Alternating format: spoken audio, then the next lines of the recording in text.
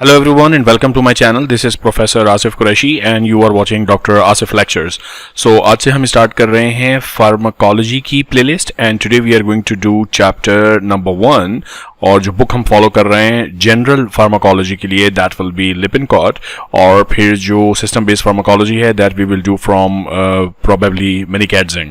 सो general pharmacology के कुछ important principles हैं. फॉर एग्जांपल यूनिट 1 जो लिपिनकॉट का है that deals about the general principles of pharmacology that we use in medicine, जिसमें चैप्टर नंबर 1 आज स्टार्ट कर रहे हैं which is pharmacokinetics and then chapter number 2 है which we will start later on that is based by and large on pharmacodynamic principles. So let's begin chapter number 1 of Lippincott, General Pharmacology. Welcome to Dr. Asif Lectures. Now Lippincott की एक beauty ये है कि काफ़ी सादा ज़बान में आसानी से और बहुत ही इलस्ट्रेटेड वे में वेरी इजी टू रिमेंबर वे में चीज़ें लिखी हुई हैं. सो आई होप कि आप लोग बहुत इंजॉय करने वाले हैं फार्माकोलॉजी की ये प्लेलिस्ट. नाउ फार्माकोकाइनेटिक्स जो कि चैप्टर नंबर 1 है, the chapter number 1 which is named as pharmacokinetics. तो सबसे पहले तो इस वर्ड का आपको मतलब पता होना चाहिए. देखें आप मेडिसिन में this is how medicine basically works कि पेशेंट जब आपके पास प्रेजेंट करता है, so there the first thing is the presentation of the patient. Then obviously patient अपने प्रेजेंटिंग कंप्लेंट्स आपको बताता है. You take the history and you do the examination and after examination you order some labs और labs के जब result आते हैं या बाज़-औक़ात लैब के रिजल्ट से पहले you start making a diagnosis और जब आप एक डायग्नोसिस की तरफ जाते हैं या differential diagnosis then you start treatment. अब ये जो ट्रीटमेंट का बिट है this is all what we study in pharmacology कि आप कौन सी ड्रग दे रहे हैं, ड्रग कितने डोज में दे रहे हैं, ड्रग कैसे दे रहे हैं, खाने से पहले खाने के बाद, या ड्रग का mode of entry into the body क्या है, ओरल दे रहे हैं, इंजेक्शंस दे रहे हैं. सो ये सारी चीज़ें फार्माकोलॉजी के प्रिंसिपल्स में हमको पढ़नी समझनी है. अब इसमें ये जो वर्ड हम यूज़ करते हैं फार्माकोकाइनेटिक्स का, it refers to the simple story to what the body does to a drug. अब देखें बात यह है कि आपकी जो बॉडी है it's not a sitting duck, यानी आपकी बॉडी इस तरह की चीज़ नहीं है कि जिसमें कोई भी चीज़ डाल दी जाए and it does not respond. Your body has humongous capacity to respond. So if this is beautiful you and I put this particular capsule in your mouth, it will go down into your digestive tract and your body will start playing with the drug. जब आप इसको ingest करेंगे, first thing stomach में जब ये पहुंचेगी तो stomach में there will be enzyme. So अगर कोई कैप्सूल है तो it will be rendered open और उसके अंदर जो कंटेंट्स हैं वो बाहर निकलेंगे. So that's the first thing that your body is doing to the drug. फिर उस ड्रग के कंटेंट्स कुछ कहीं एब्जॉर्ब होकर स्टमक में इंटेस्टाइन पहुंचेंगे, वहाँ पे बाइल जूस ने आना है, वहाँ पे पैंक्रियाटिक जूसेस ने आना है. फर्दर डेग्रेडेशन हो सकती है उन ड्रग कंपाउंड्स की जो आपने लिए हैं and ultimately it will B from parts of a small intestine, from different parts of GI tract. The drug will be absorbed into your blood. और वो कहाँ जाएगा? Via the portals. It will enter ultimately into the liver. Now, liver is a big machinery, और liver ने deal करना है इस drug के साथ. So liver will handle the drug in multiple ways and after a lot of time then it will be released into the circulation. So आपकी body drug के साथ बहुत कुछ कर रही है. उसको डाइजेस्ट, या वर्ड अगर डाइजेस्ट यूज नहीं करना तो एटलीस्ट डाइजेस्टिव ट्रैक में उस पर एंजाइम्स और केमिकल्स रिएक्ट कर रहे हैं. फिर लिवर में उसकी हैंडलिंग हो रही है, फिर उसके बाद वो ब्लड में रिलीज हो रही है, अल्टीमेटली टिश्यूज में जाएगी. हर स्टेप पर your body has a capacity to manipulate the behaviour of the drug. So it is very important to know कि आपकी बॉडी ड्रग के साथ क्या करती है. देखें फार्माकोलॉजी जो है ना it's a very very simple science. अक्सर बच्चे इसमें परेशान होकर रह जाते हैं, उसको सही से अप्रोच नहीं करते. फार्माकोलॉजी अप्रोच करने का तरीका, there are limited number of drugs available. यार अगर मैं आपसे कहूँ कि जो ड्रग्स हैं हर सिस्टम के अंदर, I mean if you talk about renal system for example, 10-12 तरह की ड्रग्स हैं. यार क्या है, ऑटोनॉमिक नर्वस सिस्टम की बात करें अगेन 12-15 तरह की ड्रग्स हैं. कार्डियोवैस्कुलर सिस्टम 12-15 तरह की, मतलब it's not a big deal अगर आपको उसकी आपको ट्रू सेंस पता है फार्माकोलॉजी का. So whatever drug that you are taking into your body, पहली चीज आपको अपने आप से ये पूछनी है कि what is the drug and how am I giving the drug and what my body is gonna do with the drug. अब इस पे बहुत सारी चीजें बेस करेंगी यार. यानी फॉर एग्जांपल अगर आप कोई ड्रग ऐसी है जो लिवर में 85% वो फ़र्क हो जाती है, यानी डिटॉक्सिफाई हो जाती है या कन्वर्ट हो जाती है किसी और कंपाउंड में. सो आपने एक ड्रग दी, whatever the drug, say for example the name of the drug is drug X. अब इसका आपको पता है फार्माकोकाइनेटिक प्रोफाइल ये है कि वो लिवर में जाके 85% इनएक्टिव हो जाएगी, यानी सिर्फ कितना परसेंट ब्लड में एक्टिव ड्रग ने रिलीज होना है, 15%. अब उस हिसाब से आप डोज एडजस्ट करोगे. सपोज आपको बॉडी के अंदर एक्स अमाउंट चाहिए उस ड्रग का, तो आपको ये फैक्टर दिमाग में रखना पड़ेगा कि यार ये ड्रग मुझे इतनी ज़्यादा देनी है कि बॉडी में जाने के बाद 85% तो वो ख़त्म हो जाएगी, सिर्फ 15% बचेगी और वो बॉडी में रिलीज होगी ब्लड में. सो मैं उसका डोज ऐसे एडजस्ट करूं कि 85% ज़ाया होने के बाद भी मुझे इनफ क्वांटिटी ब्लड में मिले ताकि मैं एक डोज अचीव कर सकूं. सो आपकी बॉडी ड्रग के साथ क्या कर रही है, यानी pharmacokinetic staff is very very important. ठीक है, चैप्टर 2 में जब हम बात करेंगे वी विल टॉक अबाउट कि what is the pharmacodynamic. Pharmacodynamic का मतलब ये है कि अब एक दफ़ा इस सारी हैंडलिंग के बाद वो जो भी ड्रग आपने ली थी वो ड्रग या उसका एक्टिव कंपोनेंट आपके ब्लड में आ गया. अब ब्लड में आने के बाद उसका एक्शन क्या है. So for example if you are taking a drug which has to act on kidney renal tubule, तो वो इस पूरे सिस्टम से होने के बाद, यानी आपने उस ड्रग को खाया, आपके डाइजेस्टिव ट्रैक्ट से निकली, आपके लिवर में गई, उसके बाद आपके ब्लड में आई और ब्लड के थ्रू अब वो पहुंच गई है किडनी में. तो अब वो ड्रग किडनी पर अपना एक्शन करेगी. तो अब ये जो एक्शन है उस ड्रग का, this is what we call the pharmacodynamics. So pharmacokinetic is how your body is dealing with the drug, and then pharmacodynamic is what the drug does to different parts of your body. Okay, now there are अब चूंकि इस chapter में मैंने आपको बताया this is chapter number 1 which basically and primarily deals with pharmacokinetics. So pharmacokinetics में there are 4 basic properties जो आपको याद रखनी है, बिकॉज ये जो 4 बेसिक प्रॉपर्टीज हैं, these 4 basic properties will ultimately decide कि हमें ड्रग कितनी लेनी है, उस ड्रग का एक्शन कितनी देर में शुरू होगा, the onset of the action of the drug, उस ड्रग का एक्शन कितना इंटेंस होगा, और what will be the duration of the drug, कितनी देर तक के लिए वो ड्रग एप्लीकेबल होगी. मैं एक एग्जांपल आपको समझा रहा था ना कि suppose 85% of the drug is metabolised. So if say for example there is a drug which is 100% metabolized and converted into an inactive compound, तो ये मेरे हिसाब से बहुत ही बेकार किस्म की ड्रग है. It's not usable. रीजन उसका ये है क्योंकि मैं जितना भी डोज बढ़ा के दूंगा 100% विल बी गॉन. सो ऐसी ड्रग्स का फायदा नहीं है ना, इसीलिए ये फार्माकोकाइनेटिक प्रोफाइल बहुत इंपॉर्टेंट है. अब बात यह है कि वो कौन सी 4 प्रॉपर्टीज हैं जो फार्माकोकाइनेटिक को डिफाइन करती हैं. So let's go and try to understand those 4 properties. The first one is absorption. Now, जो ड्रग की एब्जॉर्प्शन है, नाउ इट मेक सेंस ना, if again this is you and you are taking a drug by mouth for example, so the drug by mouth will go down into your digestive tract, pharynx, oesophagus, stomach, और stomach में ज़ाहिर enzymatic actions start हो जाएंगे, acid chemical action start हो जाएंगे और उस drug के साथ छेड़छाड़ शुरू हो जाएगी, यानी फार्माकोकाइनेटिक. अब हमें पहली चीज जो समझनी है हर ड्रग के लिए, ना that's a general principle, pharmacology के जनरल प्रिंसिपल्स हम पढ़ रहे हैं.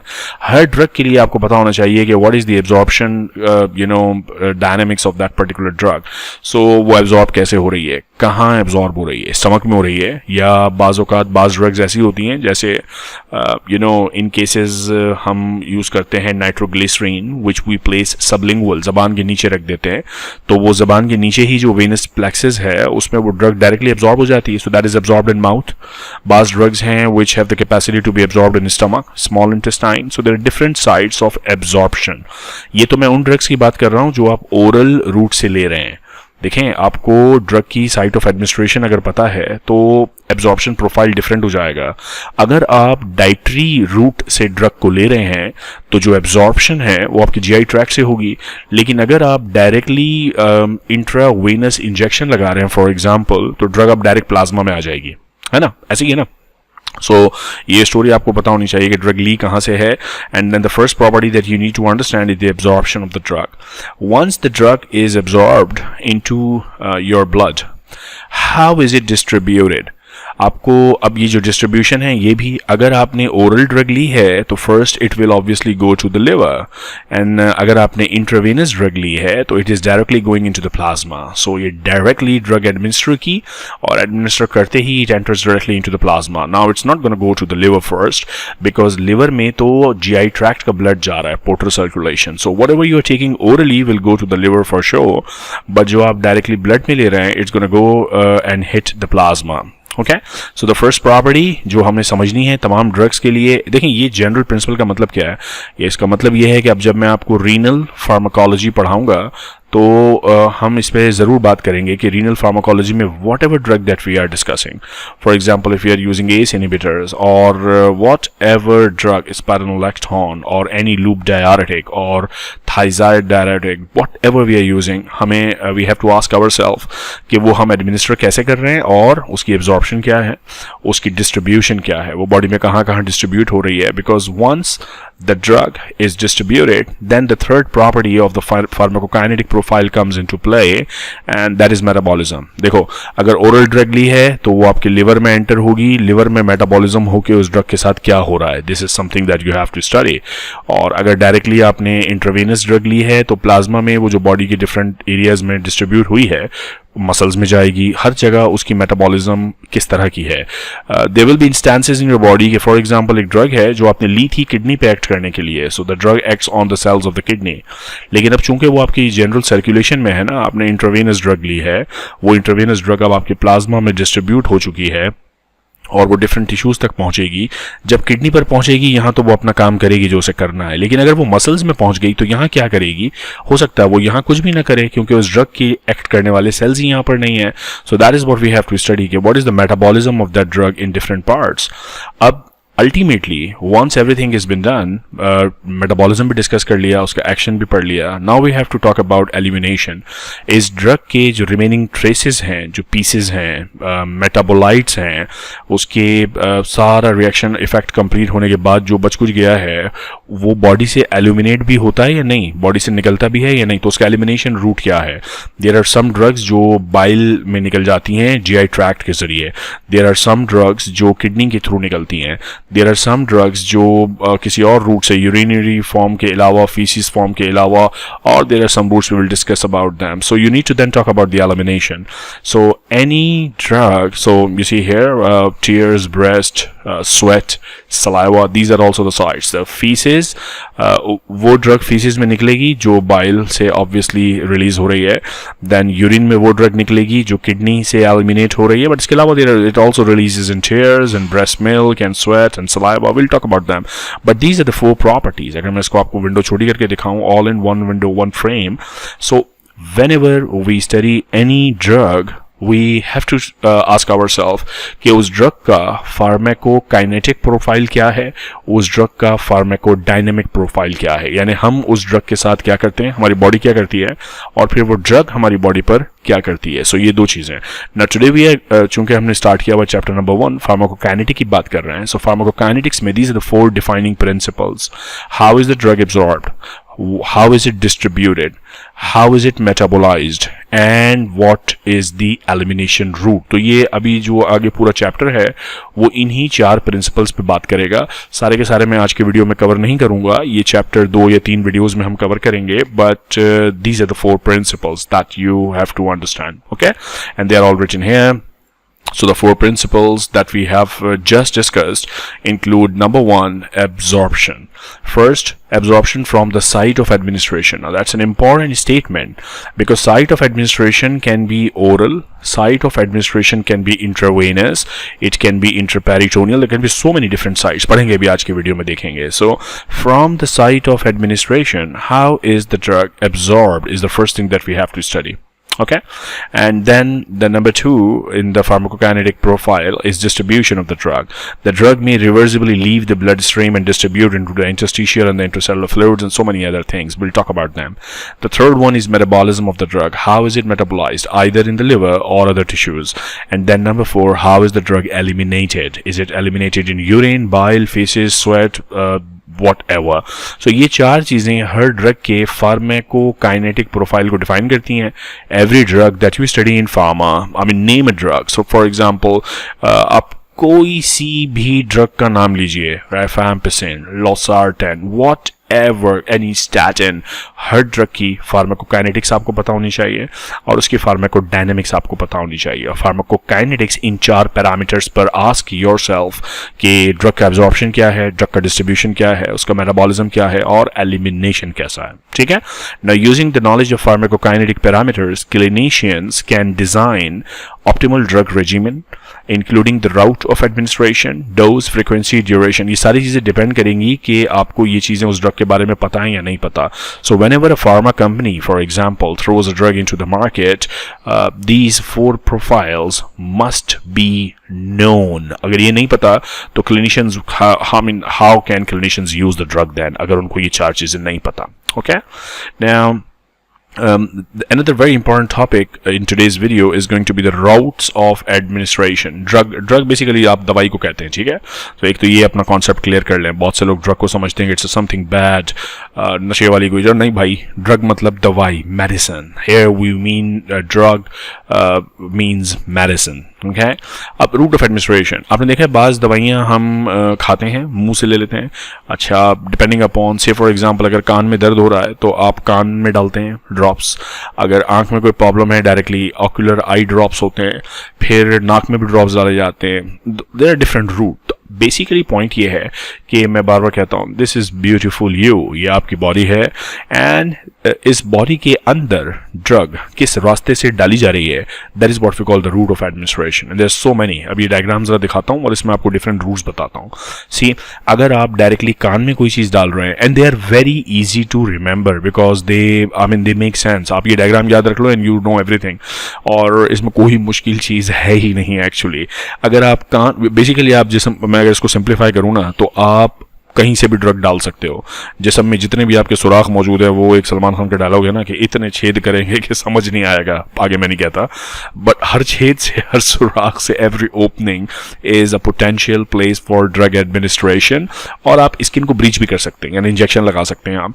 अगर आप इंजेक्शन लगाएंगे तो ये छोटी सी जो सुई है, नीडल है, ये डायरेक्टली पियर्स कर जाएगी आपकी बॉडी को, स्किन को क्रॉस करके सुपरफिशियल, फेशियल. अब डिपेंड करता है कि आप कहाँ इंजेक्शन. अगर आप मसल के अंदर इंजेक्शन लगा रहे हैं, जैसे डेल्टोइड में यहाँ इंजेक्शन लगाते हैं, या इस बंदे को सामने से दिखाया लेकिन अगर पीछे से दिखाते तो मैं बताता कि ग्लूटल रीजन में, ग्लूटल मसल्स में आप इंजेक्शन लगाते हैं. So if you are inserting into the muscle, that is called intramuscular injection.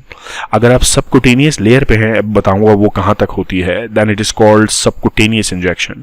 अगर आप डायरेक्ट किसी वेन में जा रहे हैं, सो एनी वेन, और आपने वेन को टारगेट करके डायरेक्ट नीडल वेन में डाली है, then this is called intravenous injection. So intramuscular, intravenous, subcutaneous. कान में डायरेक्ट डाल रहे हैं तो ओटिक रूट है. अगर डायरेक्ट आईज में डाल रहे हैं तो ऑक्यूलर है. नोज में डाल रहे हैं तो नेजल रूट है. So they can be different routes. Already आपने 5-6 रूट्स देख लिए. Route of administration can be intravenous, intramuscular, subcutaneous, otic, ocular, nasal. It can be inhalation, pumps लेते हैं आप. अस्थमा के पेशेंट्स बहुत यूज करते हैं. ओरल तो बहुत ही कॉमन, आपको पता है, बहुत सारी दवाइयां मुंह में ही डाली जाती हैं. सबलिंगुअल या बकल, जबान के नीचे रख देते हैं, nitroglycerin for example. Transdermal patch sticker की तरह होता है, स्किन पे लगा देते हैं, अभी दिखाऊंगा आगे डायग्राम में. और इसमें से दवाई वक्तन फवक्तन, थोड़े थोड़े अरसे में, थोड़े थोड़े ड्यूरेशन में आपकी बॉडी में रिलीज होती रहती है. दे कैन बी टॉपिकल, यानी अगर यहाँ पे फॉर एग्जांपल कोई आपको प्रॉब्लम है स्किन में और आप कोई ऑइंटमेंट लगा रहे हैं, ऊपर ऊपर से ऐसे लगा के उसको रब कर रहे हैं, that is called topical application या टॉपिकल एडमिनिस्ट्रेशन.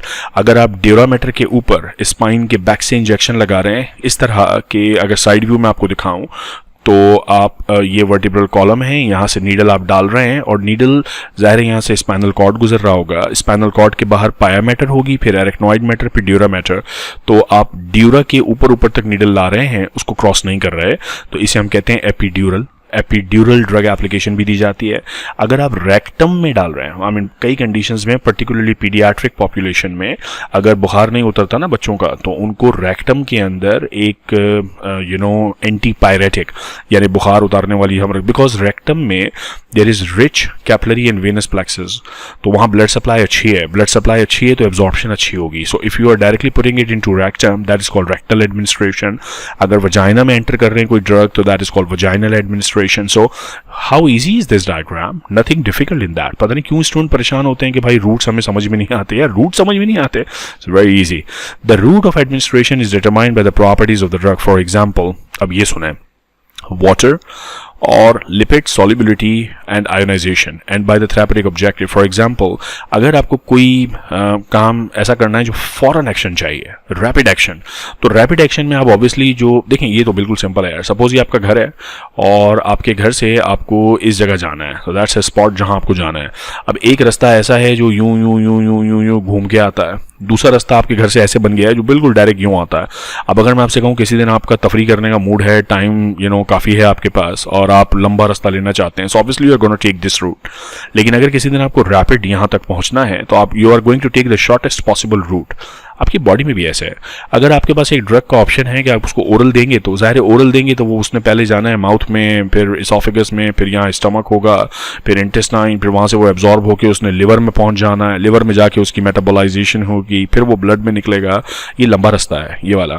लेकिन अगर प्रॉब्लम ऐसा है कि you need rapid rapid rapid recovery, यानी देयर कैन बी कंडीशंस ना, फॉर एग्जांपल हार्ट अटैक का पेशेंट है, वहाँ आपको ड्रग फॉरन बॉडी के अंदर चाहिए, या फॉर एग्जांपल सेप्टिसीमिया है, माइक्रोबियल इन्फेक्शन बहुत ज्यादा है, सो you need rapid drug administration.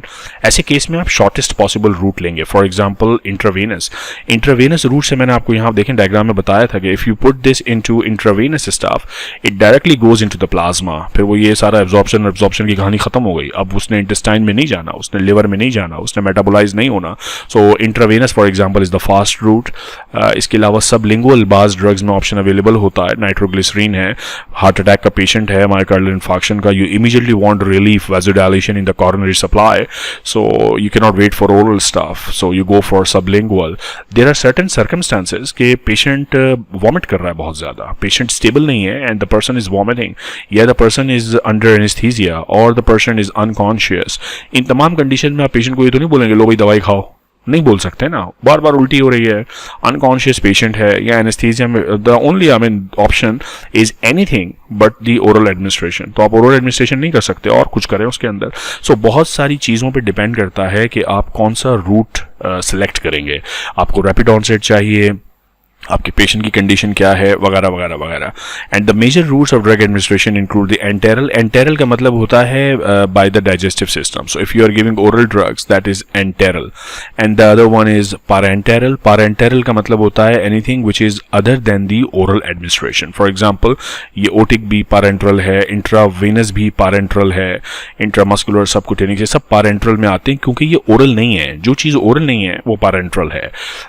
तो अगर आप ड्रग बॉडी में पहुंचा रहे हैं बाय द डाइजेस्टिव सिस्टम, यानी मुंह से खा रहे हैं, एंट्रल एडमिनिस्ट्रेशन। अगर इसके अलावा कहीं से भी बॉडी के अंदर ड्रग पहुंच रही है, पारेंटल एडमिनिस्ट्रेशन। इसके अलावा टॉपिकल एडमिनिस्ट्रेशन भी है, इसमें ड्रग बॉडी के अंदर नहीं पहुंचती बल्कि आप बाहर ही लगा देते हैं, यहाँ ऊपर मलहम लगा दिया आपने, ऑइंटमेंट लगा दिया, that is what is known as topical application. Okay, तो ये भाई ये डायग्राम याद रखनी है यार, बड़ी इंपॉर्टेंट डायग्राम है। अच्छा, अब जो डिफरेंट रूट्स हैं उस पर हम एक आध रूट आज कवर करते हैं, and then I don't want to overload you with pharmacology in the first video of the pharmacology, so let's talk about a couple of routes. एक दो रूट्स मैं आपको कराता हूँ, फिर हम इस वीडियो को नेक्स्ट वीडियो में कंटिन्यू करेंगे एक्चुअली इस टॉपिक को। तो पहला रूट जो हम डिस्कस कर रहे हैं that is the enteral route. ठीक है, अब सुने, enteral administration which is administration by the mouth is the most common, convenient and economical method of drug administration. अब एक्चुअली ऐसा है, इकोनॉमिकल यहाँ क्यों लिखा है? यहाँ इकोनॉमिकल इसलिए लिखा है क्योंकि अगर कोई कंपनी ओरल फॉर्मुलेशन बना रही है, यानी अगर कोई कंपनी ऐसी दवाई बना रही है जो मुंह से लेनी है, उसमें उनका खर्चा कम आता है, इसलिए वो मार्केट में कम प्राइस में बेच सकते हैं। लेकिन अगर कोई ड्रग ऐसी है जो इंट्रावेनस एडमिनिस्ट्रेशन के लिए बन रही है तो उसके फिर सेफ्टी प्रोफाइल्स और उसकी पैकिंग और उसके लिए जो फैसिलिटी होती है जहाँ ड्रग बनती है वो बड़े हाई कॉस्ट होती हैं, इसलिए फिर वो ड्रग काफ़ी महंगी भी होती है। इसीलिए आप देखेंगे कि जो they have to be sterile and all that so वो ड्रग्स जो इंजेक्टेबल्स हैं वो महंगे होते हैं, तो इसीलिए oral system is very economical. Now the drug may be swallowed, आप खा सकते हैं, allowing oral delivery, or it may be placed under the tongue, यानी sublingual. It can be chewed even, या it can be placed between the gums and the cheek, facilitating direct absorption. So ये सारे oral route हैं क्योंकि आप मुंह में दवाई डाल रहे हैं.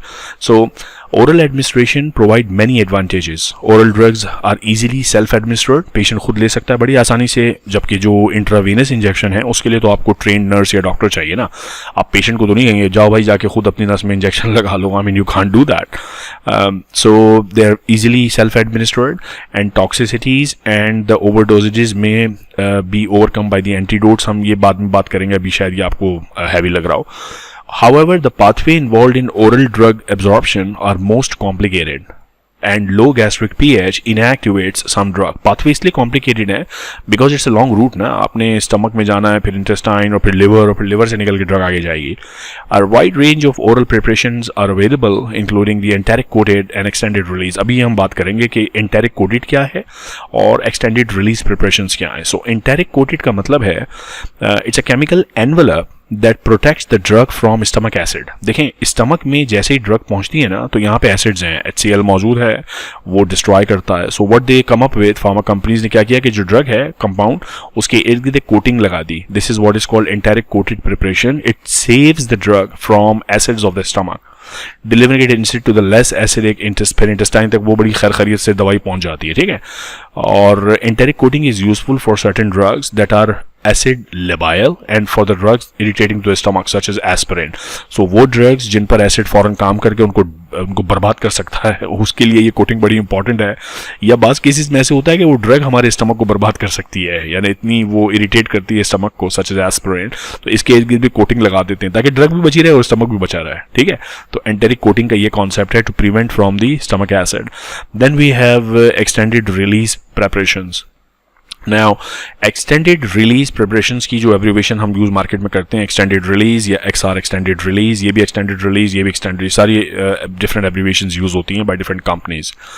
दे हैव स्पेशल कोटिंग और ingredient that control the drug release, thereby allowing for slower absorption and prolonged duration of action. Extended release formulations can be dosed less frequently and may improve patient compliance. मतलब ये है कि बहुत सारे patient को अगर आप एक दवाई देना उसको बोले यार ये दिन में 4 दफ़ा खानी है तो अक्सर वो एक आध दफ़ा डंडी मार लेता है. एक्सटेंडेड रिलीज प्रिपरेशन दें उनसे कहें दिन में 1 दफ़ा खानी है तो 1 दफ़ा वाले की कंप्लाइंस अच्छी होती है.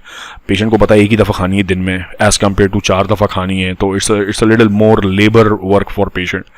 In addition, the extended release formulations may maintain concentrations within the therapeutic range of a long period of time. Particularly जैसे अगर मॉर्फिन यूज़ करते हैं पेन के लिए, सो पेशेंट को दे दी और वो काफ़ी घंटों तक स्टेबल उसका डोज रहता है बॉडी में. सो एक्सटेंडेड रिलीज मतलब less frequency of administration and काफ़ी देर तक उसमें से ड्रग रिलीज होती रहेगी. सो ये फार्माकोलॉजी कंपनी एक्चुअली बहुत सारी एडवांसमेंट्स हुई हैं जिनमें से हम पढ़ेंगे भी इसमें. फार्माकोलॉजी में बहुत सारी चीज़ें हम डिस्कस करेंगे. So there is a solution which is to prevent from the stomach acids, enteric coating. There is a solution for non-compliance and increased frequency, that is extended release. Then sublingual क्या चीज़ है, involves, ये हम पढ़ चुके ना, टंग के नीचे रखना है और that is again for liver में नहीं जाएगा ये, बिकॉज टंग के नीचे रखा, टंग से ही एब्जॉर्ब हो गया, सो बाईपास जो मेटाबॉलिज्म लिवर में है वो बाईपास हो गया. इट्स यूजुअली यूज्ड सच, मैंने सी एग्जांपल दी भी आपको, नाइट्रोग्लिसरीन जैसे हम यूज़ करते हैं for cardiac patients. Okay. So this is all about the enteral route, मतलब जो आप वाई द डाइजेस्टिव सिस्टम. अच्छा, अब parenteral system जो है ये हम डिस्कस करेंगे नेक्स्ट वीडियो में, because parenteral there are so many different routes which are parenteral and I need to discuss them in great detail. So all the very best for pharmacology lectures. I guarantee you will learn pharmacology like never before and you'll be a boss in pharmacology. So all the very best. Stay tuned for my next video of pharmacology. आपसे मुलाकात होगी बहुत जल्द. अपना ख्याल रखिएगा.